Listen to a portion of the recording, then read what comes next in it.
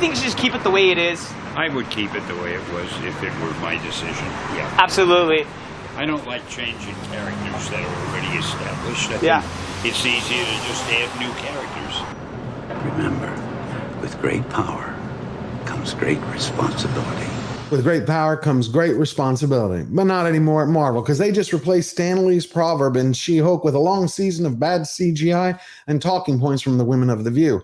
So what really went wrong with Disney Plus's superhero courtroom comedy?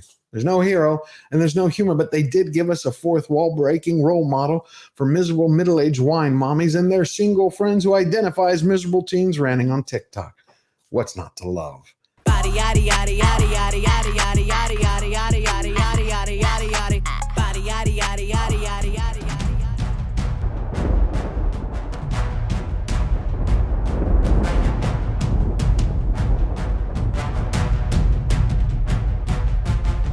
What's going on, everyone? I hope you're all having a fantastic day today, my friends. She-Hulk, Attorney at Law is less of a series and more of a software update from Hollywood to ensure that Generation Z's programming remains intact. Now, the show is a fusion of an Alcoholics Anonymous ad crossed with a Sex and the City hookups. See, Marvel marketed this as their version of Ally McBeal. And this was the dream job for Jessica Gao, the new showrunner. I mean, it really is just such a dream come true, you know, like this really was the one project for me that I wanted to do. So I you know, like, I don't know how else to describe it really other than just a dream. But why has it become a miserable failure? Simple, because the writers are talentless hacks and they admit it. Jessica Gao's original pitch for Marvel She-Hulk included a trial for the Abomination that spanned multiple episodes. One thing we all realized very slowly was none of us are that adept at writing, rousing trial scenes. She-Hulk, Attorney at Law, is supposed to be a comedy about... From the very beginning, I really had a clear sense of the tone that I wanted for this show, and it was always going to be a comedy. And the other thing that was set in stone was she was for sure going to break the fourth wall. It's a comedy about superheroes living their daily lives while they're having to deal with family drama, identity crisis, cameos, and nearly murdering four guys who nearly catcalled the lead. Hey, what's up? Not really funny. And that's a central ingredient of comedy. Humor, but there's not much of it unless you're going to consider memeing now to be part of a show. I think this is more like Tampax sponsored a booze cruise for menopausal divorcees that they just stood in front of a green screen.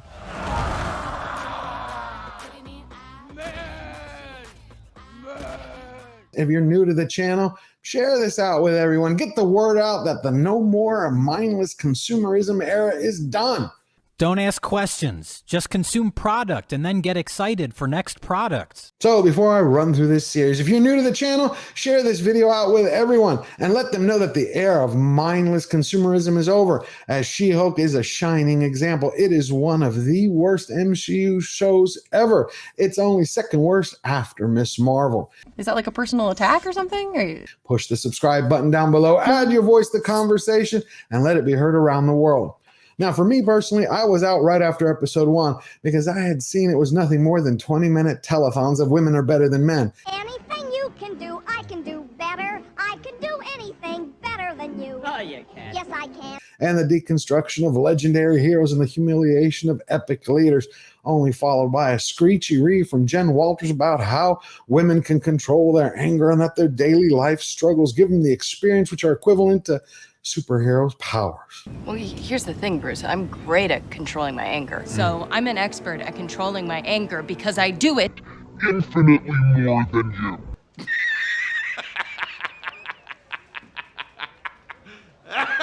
And then they salted the wound by not even giving us the real Hulk. The one that people are afraid of from the Avengers, the one that terrified even Black Widow to the point where she surrounded Bruce Banner with a shield, a hit squad, just in case he got angry. Why don't we do this the easy way where you don't use that and the other guy doesn't make a mess? Stand down. From there, they gave us a few cameos of Benedict Wong playing none other than Wong, and one of my favorite actors, Tim Roth, playing not the Abomination, but more like an alternate reality version of a hippie-style Jordan Peterson. Now, remember how we talked about vulnerability and how important it is to the process. Yes. Then you toss in Jen's bestie, her partner in crime for her hookups, her boss, some courtroom antics with jump cut scenes where you see furniture appear and disappear, and a slapstick villain named Titania and her cringy leap kick, which is trying to remake Crouching Tiger, Flying Coochie. You add all of that together, and what do you get? You get She-Horror turning you low. I saw it. I was done. I was out. And then I heard Daredevil was going to make an appearance. I'm like, what the hell? Now I'm curious. It sparked my interest. I'm like, really? How far could Disney go to kind of like destroy the Golden Goose? Would they really massacre the Man Without Fear? I'm like, no way. And then I'm like, Charlie Cox, he must have the same level of respect for the character that made him a household name and a star, the way John Bernthal does for Punisher. Well, I was wrong. Cox is another sellout actor. He has no honor, no character, no class, no nobility. He just took a paycheck, the same way Titania told us. Dude, who cares? I got to live my dream and be in a Marvel project and go to events where I got to meet all my favorite Marvel stars and talk to them about their movies. And I got paid. My cup is full. But how's your life going? Way to develop those diplomatic skills with the fandom. So, the curiosity got the better of me. And what I really had hope was to wash my brain of any more content from the Rings of Power. But what ended up happening was it kind of like sparked a couple of questions. So I jumped back in.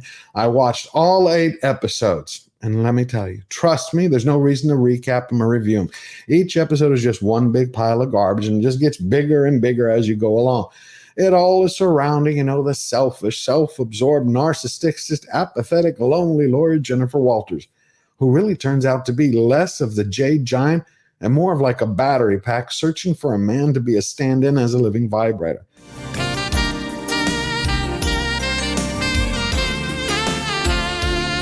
Now, I like sex scenes, but they have their time and place, improper balance. Done well, they're fantastic. But in a superhero show that's about PG to PG-13, no.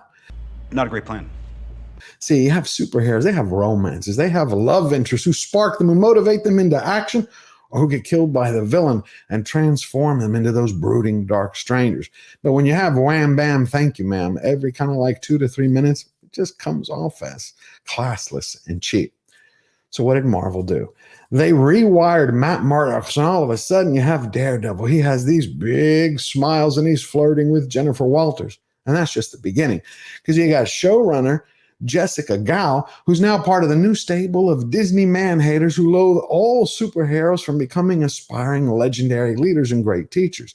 See, it's Gao's one-line zingers which are slowly transforming the multiverse into a meta-comedy for blue check marks. But there's also great news in there hidden. What happened is that the Mouse House's stable of writers are so lazy, so unimaginative, and such hacks that they could not create an original villain or two. What did they do? They ripped off an epic YouTuber's personas this week. That's right. They actually copied Victor Van Doomcock's mask and voice and supplanted it onto their 2 bad guys. This is the truth, presented by Intelligentsia. She-Hulk does not deserve your attention. She does not deserve your praise.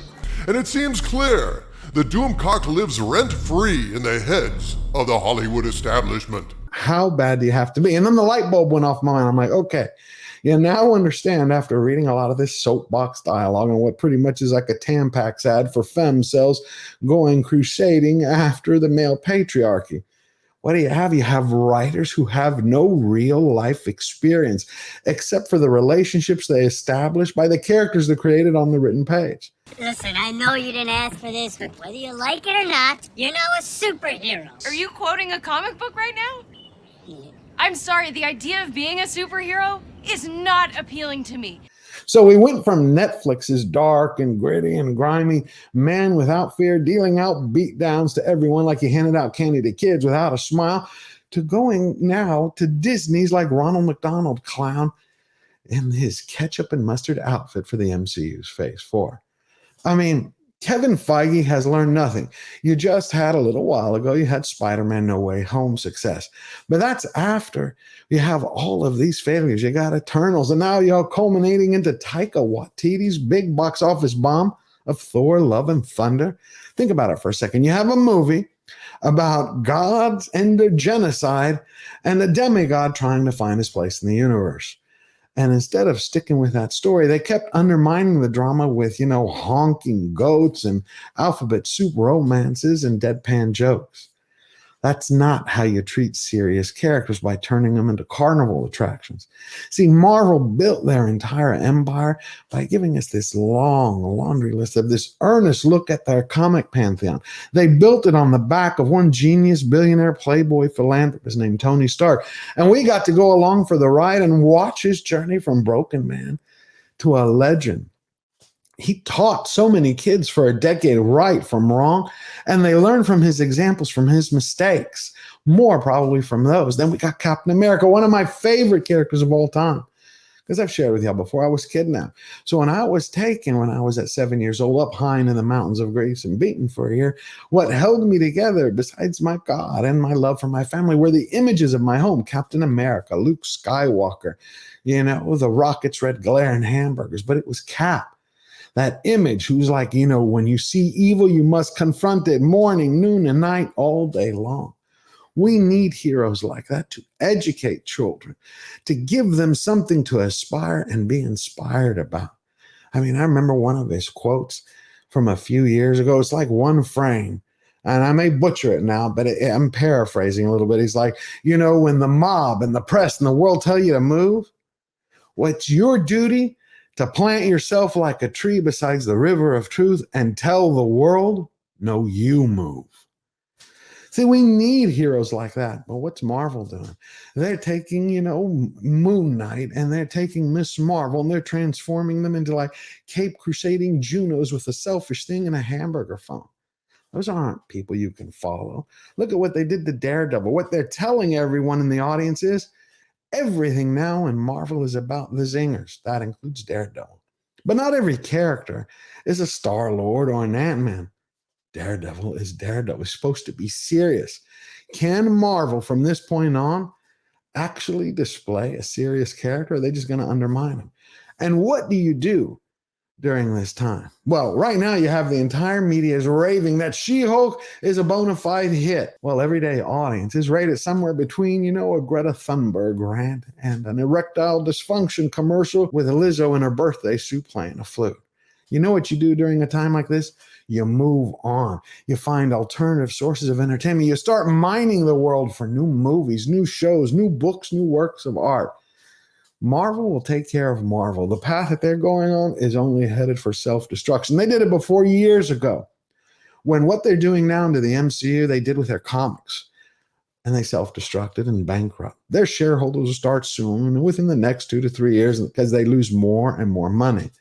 She-Hulk, the worst rated show, second to Miss Marvel. That's not by accident. That's because they're catering to hashtag heroes and TikTok fans.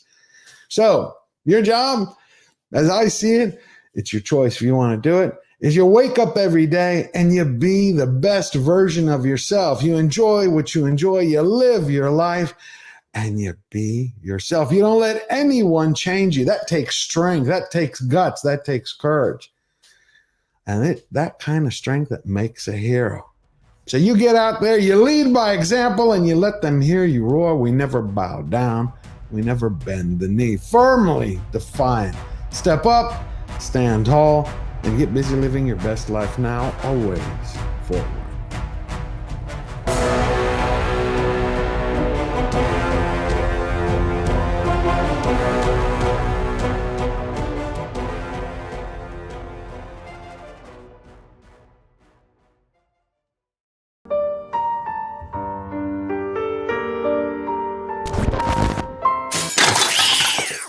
Whoops.